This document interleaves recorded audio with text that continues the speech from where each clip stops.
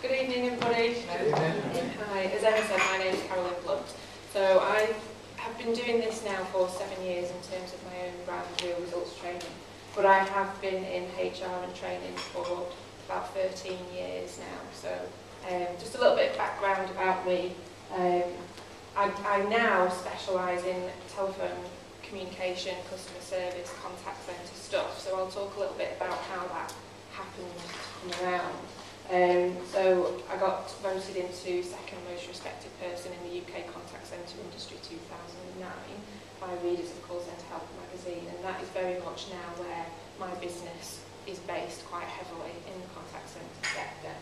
But my career started as a graduate, doing kind of a graduate programme like you do, going around doing tasters of different modules within a company called ICL, based in Lytham, some of you may know it, and very disillusioned very quickly, moved out into a HR role with a company in Kirkham called Nature's Aid, who are a manufacturing company.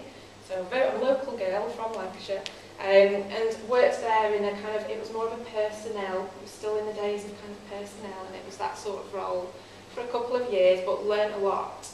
I learned that I didn't like recruitment, really. I wasn't very good at it. I just wanted to give everybody the job. Wasn't very good at doing grievances. Really couldn't deal with the stress. I just believed everybody. So, you know, it was quite interesting to go through that and experience all the different disciplines of HR. And I went through my CIPD postgraduate degree at UCLan at the time, and that was really interesting. And what I did learn was that I really loved training. I really loved being on my feet and in front of people and delivering learning interventions, and it was the most positive, rewarding part of my HR generalist job at that time.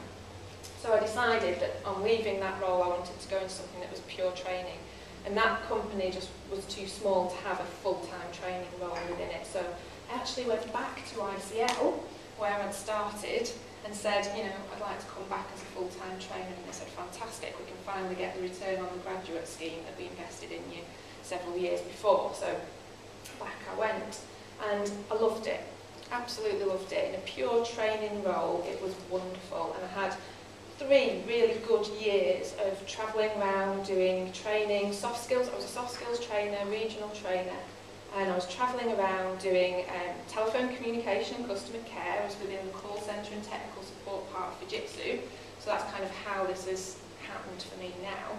And I was travelling around Northern England, Northern Ireland, delivering soft skills, and it was great. But then what I noticed was some of the more senior leadership and management training, my boss was bringing outside consultants in to do it, at quite a significant cost. And at the time I said, I can do that training. And she said, I know you can, Carolyn, but they won't respect it as much if it comes from you, because you're in-house. I thought, how very rude. But I could understand it, and thought, actually, hang on a minute, there's a market here. If I'm good enough to do what they're doing, and they're coming in and they're charging a daily rate, the idea for training consultancy was planted in my head at 23 years old from that role. And I spent about another 12 months thinking, you know, how is this going to work? How am I going to do it? And that's why I called this talk, How to Make a Brave Step to Freelance, because it's blooming scary. I was in a really good job with a company car, pension, benefits, sick pay, holiday pay, maternity pay. I knew I was married, and I knew that in the future I wanted a family, but it was, you know, I hadn't got there yet. But that was quite a big thing for me to weigh up. Lots of factors, and it was quite scary. And I sort of really toyed with the idea for 12 months. And since I've done it, and I've got 7 years under my belt, I've never looked back. And lots of other people who have done it, I'm sure, will tell you that they've never looked back.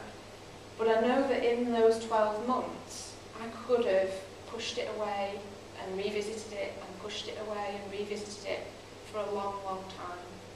And I would put money in the fact that a lot of people do that, you know, keep thinking about it, but it's too scary, keep thinking about it, it's too scary.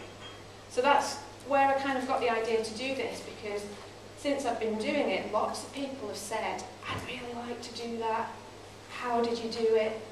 And I thought, rather than just keep repeating myself over and over and over again, I'll make a CD about it. So I've made a CD about it. If you're interested, you can speak to Helen and Darren at the end. But then I just thought, actually, it'd be quite good to give a little bit of that in the flesh as well, so that you can sort of see the person behind the voice on there. So what I'm going to go through tonight, I'm going to go through about 5 key areas. There's 7 on the CD, but I haven't got time to go through all 7 tonight, but I'm going to go through 5. And I'm also going to give some time at the end to do a bit of Q&A as well. And also within here, you can see that I've got clients now in lots of different sectors. So I'll talk a little bit about how that has come around as well.